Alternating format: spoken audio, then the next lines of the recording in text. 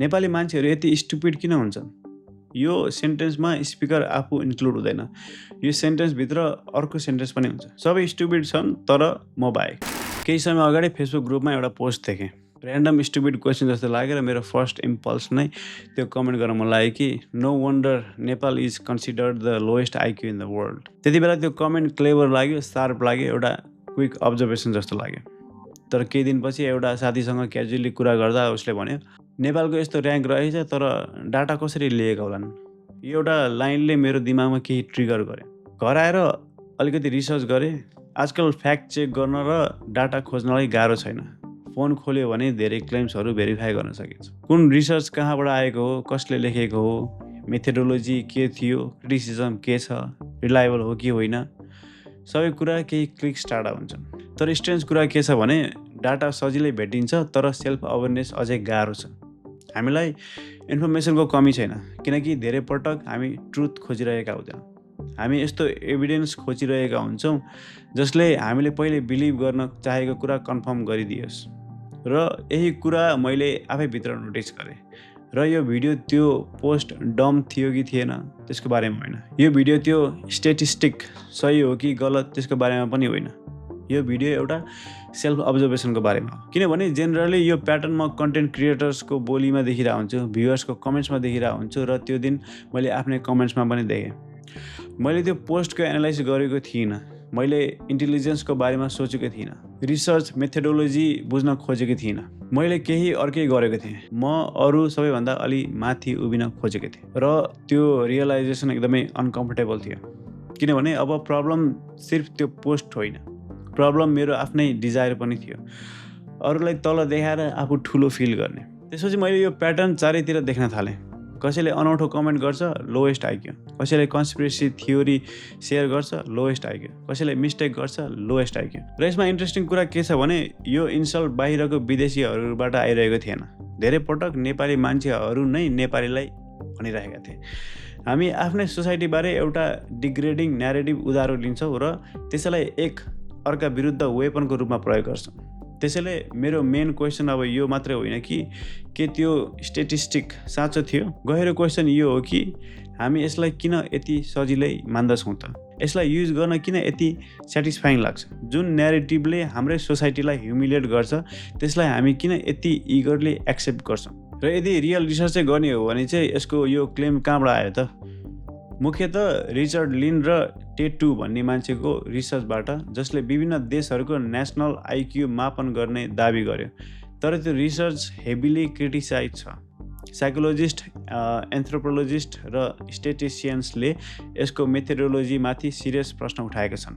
किनभने धेरैजसो idea direct national IQ टेस्टिङबाट आएको थिएन।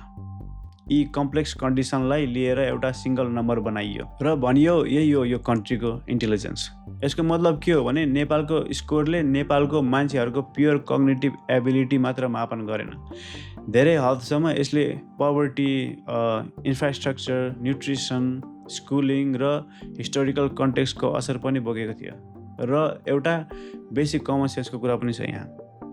यदि साँच्चै एउटा सोसाइटीको एभरेज सिटिजनको आइक्यू त्यति लो हुन्थ्यो भने त्यो सोसाइटीले सेन्चुरीसम्म कसरी चलाउँछ आफ्नो ल्याङ्ग्वेज, आफ्नो एग्रिकल्चर, आफ्नो आर्किटेक्चर, आफ्नो फ्यामिली सिस्टम्स, कल्चर, यदि मजाले हेर्ने हो भने सामान्य सामाजिक जीवनको अस्तित्व नै यो इन्सल्टलाई च्यालेन्ज गर्दछ। तर अनेस्टली स्ट्याटिस्टिक्स त सबैभन्दा इन्ट्रेस्टिङ पार्ट होइन।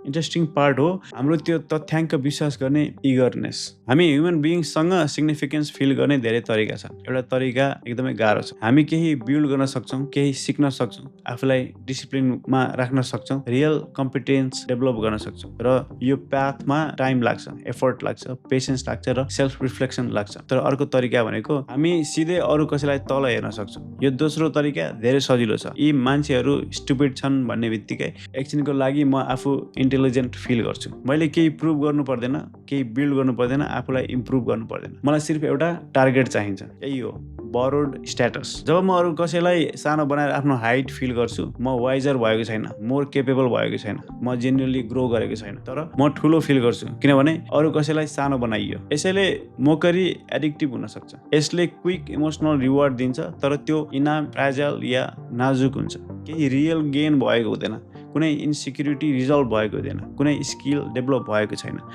त्यो फिलिङ छिट्टै जान्छ अनि हामीलाई फेरि अर्को टार्गेट चाहिन्छ, अर्को पोस्ट चाहिन्छ, अर्को कमेन्ट, अर्को मोमेन्ट अफ कन्टेम्प्ट। रिडिक्युलले हामीलाई ग्रो गर्न भन्दैन, यस्तो त सिर्फ हामीभन्दा तल कोही छ कि छैन भनेर खोज्न भन्छ।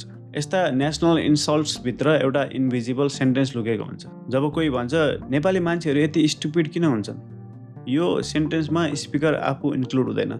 यो सेन्टेन्सभित्र अर्को सेन्टेन्स पनि हुन्छ, सबै स्टुपिड छन् तर म बाहेक। यसैले यी स्टेटमेन्ट्स प्राय एनालाइसिस होइनन्, यी सेल्फ पोजिसनिङ हुन्। नेपाली आइडेन्टिटीको एउटा भर्जन तल राखिन्छ, ब्याकवर्ड, अनअवेयर, इग्नोरेन्ट, इन्फेरियर। तर त्यसपछि स्पिकर आफूलाई त्यो भर्जनभन्दा माथि राख्छ। देखिन्छ सोसल क्रिटिसिजम जस्तो, तर साइकोलोजिकली त्यो सिर्फ बरोड सुपिरियोरिटी हो। अब क्लियर कुरा गरौँ, यसको मतलब क्रिटिसिजम गर्नु हुँदैन भन्ने होइन। केही पोस्ट जेन्युअली हार्मफुल हुन्छन्, केही मिसइन्फर्मेसन डेन्जरस हुन्छन् र केही आइडियाज च्यालेन्ज गर्नुपर्छ। तर करेक्सन र कन्टेम्प्ट फरक कुरा हो। करेक्सन भन्छ this claim is wrong, contempt भन्छ this people are beneath me. Correction understanding improve गर्न खोज्छ, कन्टेम्प्ट सेल्फ इमेज इम्प्रुभ गर्न। करेक्सनमा रेस्पोन्सिबिलिटी हुन्छ, कन्टेम्प्टमा प्लेजर हुन्छ। त्यसैले क्वेसन यो होइन हामीले गलत कुरा करेक्ट गर्ने कि नगर्ने, अफकोर्स गर्ने। क्वेसन यो हो कि हामी साँच्चै नै करेक्ट गरिरहेका छौँ कि हामी अरूलाई तल राखेर आफ्नो इन्सिक्युरिटी सुध या आराम गरिरहेका छौँ। र इन्टेलिजेन्सको बारेमा जति गहिरो पढिन्छ, मान्छेलाई सिम्पल ऱ्याङ्किङमा रिड्युस गर्न उति नै गाह्रो हुन्छ। एउटा किसान जसले माटो, मौसम, जनावर र सिजन बुझ्छ, त्यो इन्टेलिजेन्स युज गर्दैछ। एउटा बजाइ जसले आफ्नो फ्यामिली डाइनामिक्स, इमोसनल टाइमिङ र सोसल कन्सिक्वेन्सेस बुझ्छिन्, त्यो इन्टेलिजेन्स युज गर्दैछिन्। इन्टेलिजेन्स सिर्फ टेस्ट टेकिङ होइन, यो एडाप्टेसन हो, प्याटर्न रेकग्निसन हो, प्र्याक्टिकल जजमेन्ट हो, क्रिएटिभिटी हो, ल्याङ्ग्वेज हो, इमोसनल अवेरनेस हो र सर्भाइभल हो। यसैले लोएस्ट आइक्यूको इन्सल्ट जुन सोसाइटीलाई मक गरिन्छ, त्यो सोसाइटीको बारेमा कम बोल्छ र जुन मान्छेले युज गर्छ त्यो मान्छेको बारेमा बढी बोल्छ। अरूलाई स्टुपिड भन्नु कहिलेकाहीँ इन्टेलिजेन्सको साइन होइन, यो इन्टेलिजेन्स फिल गर्ने सर्टकट हो। कन्टेम्प्टको मुनि इन्सिक्युरिटी हुनसक्छ, रिडिक्युलको मुनि कम्प्यारिजन हुनसक्छ, सुपिरियोरिटीको मुनि आफ्नो सिग्निफिकेन्स खोज्दैछु भन्ने एउटा इगो हुनसक्छ, र सायद अरूलाई तल हेर्ने डिजायरको मुनि एउटा क्वाइट फियर छ। त्यो कमेन्ट पोस्ट भइसकेको थियो, तर त्यो मुमेन्ट मेरो साथ रह्यो किनभने त्यसले मलाई एउटा अनेस्ट क्वेसन सोध्न बाध्य बनायो। यो बिलिभ गर्न किन यति राम्रो लागिरहेको थियो मलाई? सायद त्यहीबाट रियल इन्टेलिजेन्स